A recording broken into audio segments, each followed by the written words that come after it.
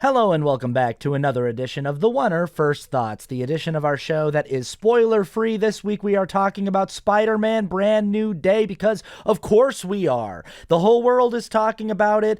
I think it's safe to say this is my biggest surprise of the year 2026, which I think has been so far a fantastic year at the movies. I really feel like we are having a historic year at the movies. I feel like blockbuster cinema is back in a really big way. I feel like most of the big swings Hollywood has taken this year have paid off. I'd say maybe the biggest disappointment is Disclosure Day, unfortunately, from Steven Spielberg. Kramer and I both really wanted to like that movie a lot more than we did, and I think a lot of people wanted to like Disclosure Day a lot more than we generally did. But in general, we've got like the indie hits of Obsession and Backrooms and things like that, and these new directors that are coming to play and knocking things out of the park. But then we've got all of these big swings from the heavy hitters. We got a big Nolan movie. We got Dune 3 coming out in December. We've got a new Avengers movie. And of course, we've got Spider-Man Brand New Day. But this was like, I think I'm just at a point with the MCU where I generally have my expectations really, really, really low. And it's weird because there are a slew of films since Endgame that have worked reasonably well for me. I have this way of talking about the MCU that I think everyone on the internet does, which is like everything after Endgame isn't very good. The MCU is basically just a very big TV show. It's one big continuity, one big shared storytelling universe that's very expensive and very expansive and far-reaching, with so many characters and so many different storylines that are trying to be balanced between all of these different film franchises and these different, team-up films. And like any good TV show, the longer you push it, the more you run afoul of potentially jumping the shark and just not really having anything new to say, nothing interesting to say, not really being able to outdo what's already been done, not really being able to invent new character arcs for the characters because all of your main characters have already gone through and completed several arcs already, and at this point it just feels repetitive. So I don't really expect a lot when I go to sit down for a new MCU movie these days. But that being said, I am frequently surprised. Like, Thunderbolts really surprised me. I really liked that movie a lot more than I expected to when I sat down to watch it. Wonder Man really surprised me. I really loved that show so much more than I expected to like it. I wasn't even going to watch Wonder Man, but then a lot of people were just talking about how much they enjoyed it, so I thought I'd give it a chance, and I liked it so much. It reminded me a lot of how I felt about Andor, where I had no intention of watching a spin-off TV show about Cassian Andor, a random character from Rogue One, even though I really liked the movie Rogue One. But then when everyone on the internet kept saying how good Andor was, I was like, well, I guess I better go give it a shot. And it turned out it was, I think, the best thing that's ever been made in Star Wars. And yeah, there is recency bias where people with Marvel are always going, this is the best movie the MCU has ever made. This is the best, Avengers film that's ever been made. This is the best whatever. This is the best Star Wars thing that's ever been made. But I actually think with fandoms, like the fans of Marvel films or the fans of Star Wars films, recency bias goes in the opposite direction, where the old thing, the original thing, is always going to be the best, and to unseat it, it's going to take a lot.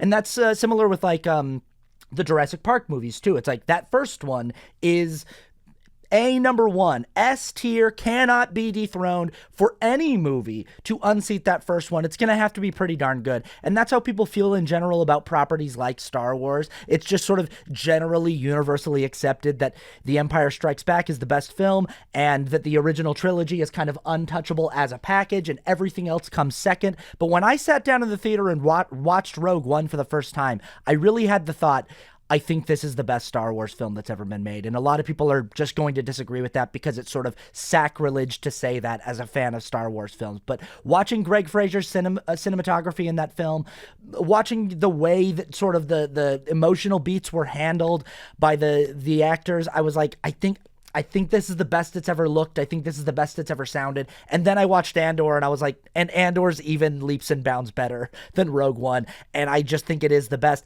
That's how I feel about Spider-Man Brand New Day. I feel like there's a lot of Spider-Man fans who are just going to say the Sam Raimi films are untouchable, at least the first two, and that nothing really gets to touch those. Nothing ever gets to dethrone those. So if they are going to start talking about Spider-Man Brand New Day in the conversation of best Spider-Man movie ever, it's gonna have to always take third place behind those two. And most people, I think, would have it as 2-1 Spider-Man Brand New Day, where it'd be Sam Raimi Spider-Man 2, then Spider-Man. For me, I'm willing to say it right out of the gate. This is the best Spider-Man movie ever made. Was not expecting that. Really, genuinely was not expecting this late into the game, into the MCU, that this would be the best Spider-Man movie I've ever seen. Just for me, it is because I'm on record as saying that I don't really care for Tobey Maguire in the role. I never really have. So as much as I enjoy what Sam Raimi did with those first two films, and I do like watching those movies, and it's a testament to how well they're made, that I like them even despite the fact that I really dislike the main character. It is the main character that keeps me from being able to fully invest in them. Also, I don't like James Franco. I think James Franco's not very good. There's a lot of like people in the principal cast who kind of sour those films for me. I've always really liked the principal cast of the Tom Holland movies. I always liked Andrew Garfield in the role as well, but like Tom Holland and Zendaya really work well as anchors to this film. I always liked Marissa Tomei in these films. But I agree with everyone that so far, Tom Holland's continuity as Spider-Man in the MCU never really felt like Spider-Man. It felt like this alternate universe MCU variant of Spider-Man that had aspects of Spider-Man to him, but was very much so Iron Man Jr. His main father figure was literally Tony Stark. All of his suits were built by Tony Stark and equipped with Stark tech, and we lost that element of Peter Parker, the kid whose story starts tragically, who lives by himself in New York in a cheap apartment that he can barely afford, who has to work dingy day jobs in between web slinging and superheroing around Manhattan. And instead we had this weird, alternate universe variant of Peter Parker, who was a part of the Avengers before he was 18 years old, who was going into space and fighting Thanos and wearing, nanotech Spidey suits, equipped with like instant kill mode and all kinds of different gadgets. And it's a very different iteration of the character. Spider-Man Brand New Day very much so picks up where Spider-Man No Way Home leaves off, which is at the end of No Way Home, we finally arrived at a place where Peter feels like the Peter from the comic books. Tom Holland's Spider-Man finally looks and feels something like what we would expect out of a Spider-Man movie. So the question was, are they going to be able to deliver on a proper Spider-Man film this late in the game in the MCU, this late in the development of this character in the MCU? And the answer is a resounding, at least from my perspective, yes, absolutely. Knocked it out of the park. It is strange. I think the problem with the MCU isn't that they aren't capable of making good movies. They're one of the biggest movie studios in the world. Marvel can get just about any writer and just about any director they want, just about any actor they want. They should be able to turn out a quality product routinely, and they still do every year have one or two products that are pretty good. I think the problem with Marvel at this point is just the collective weight of it all. It's just bloat. It's just too much. There's just too many things to keep track of. I didn't watch most of the Punisher TV show. I didn't watch most of the Daredevil TV show. I missed the Marvels. I missed Miss Marvel. There's just like a lot of things that I haven't really kept up with. I watched She-Hulk. I don't really remember anything that happened in She-Hulk. I liked Wonder Man. Wonder Man Season 2 is getting canceled because not enough people watched it. I never really watched Agents of S.H.I.E.L.D. back in the day. There's just a lot of universe building that I've missed. One thing I've never missed is a movie including Tom Holland's Spider-Man. And as long as you're aware roughly of the continuity of that character within this very bloated, large cinematic universe, you should be able to enjoy Spider-Man Brand New Day. And they've done a really good job of honoring the continuity of that storyline of Peter Parker in the MCU, and I feel like this movie it's everything that you would want from a Spider-Man movie and more. The action sequences are incredible. The cinematography is the best of any of these Tom Holland Spider-Man movies. The performances are all very emotional, and the emotional moments are handled really well. And I was blown away by this movie. I don't know what else to say. Totally took me by surprise. I thought there was no way I would give this movie a higher than 3-star rating on Letterboxd. I give it 5 out of 5 because I walked out of the theater going, I don't know what I would change about that film. I had no complaints. In the days afterward, I saw people on the internet nitpicking at things that I was like, yeah, I get that. But here's the thing: is the movie didn't notice those things while watching it. And that's sort of a rule of mine, is like, if something didn't bother me while I was watching it, if I was able to look past it while I was watching it, I'm not going to let some random internet commenter infiltrate my experience and tell me, no, this thing actually was bad. Because even though that they might have a point, I didn't notice it while I was watching it, and that means the filmmakers did a good job of making me not care about that little nitpicky thing. For me, it was all working well enough for me to walk out and go, I wouldn't change a thing. They knocked it out of the park. Great work, everybody. Can't wait to get into spoilers because there's a lot about this movie that can't be talked about without spoilers. We will do that on the longer edition of the show later. But for now, I will turn it over to my co host, Kramer. Take it away, dude. Thank you, Austin.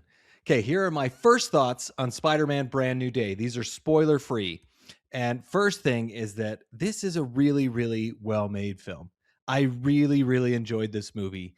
We talked last week about No Way Home. And we talked about how it felt really rushed and like they kind of were making it up as they were going.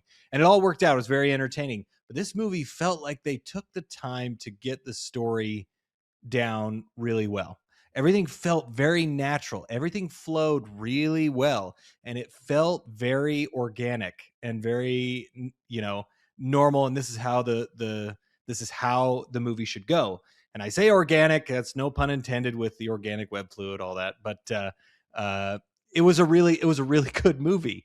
I really, really enjoyed it. I think this is something that felt very similar to the other films in the home trilogy, homecoming trilogy, but it also feels different.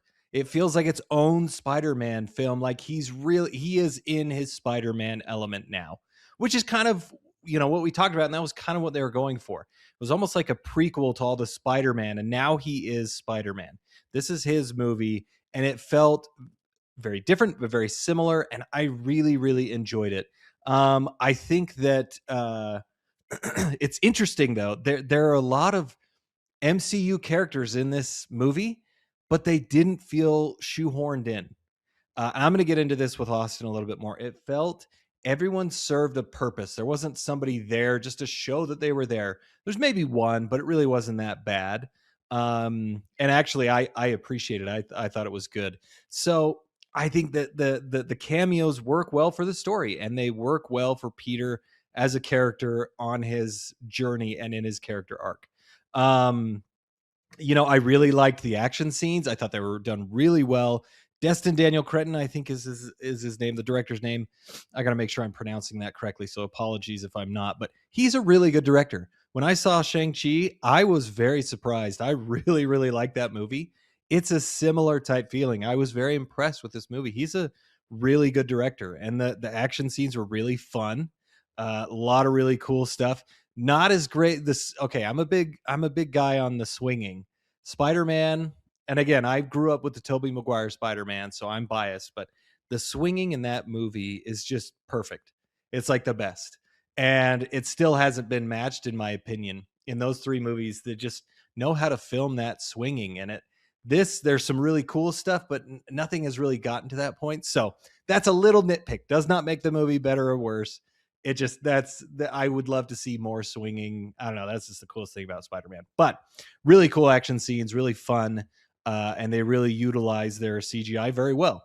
Again, something I'm going to get in with Austin. We talked about the Odyssey a couple weeks ago, and I love that they use very little CGI. In this, they use it very effectively, and this is when it's used really well because it really helps the movie to feel bigger than life. And I thought they did it I thought it was done very smart, and it was really good. So I do have some critiques. I'll get into those with Austin. But they're pretty minor, and it's nothing really bad. Again, I don't really want to spoil anything, But I think you should go and see this in the movie theater. A ton of people are right now. It's made almost $1 billion already. I'm really happy. I think this is a really good direction. It's so funny. We talk about superhero fatigue. And even though I think that's a thing, I think it's a thing. It just means that superhero movies have to be done better. They have to be good. They have to be really good. You can't just have a mediocre or just a good superhero film. Back in the 2000s, you could do that and people would see it because it was so cool. It was so new. Now it's like, it has to be good. And this one has to be really good. And this one is really good. Definitely go see it. Let us know what you thought about it. Check out our full spoiler-filled podcast that we're going to be doing soon. But let us know your thoughts on the film. What did you think of this Spider-Man? Where do you think it's going to go from here? Let us know your thoughts, and we will see you on the next one.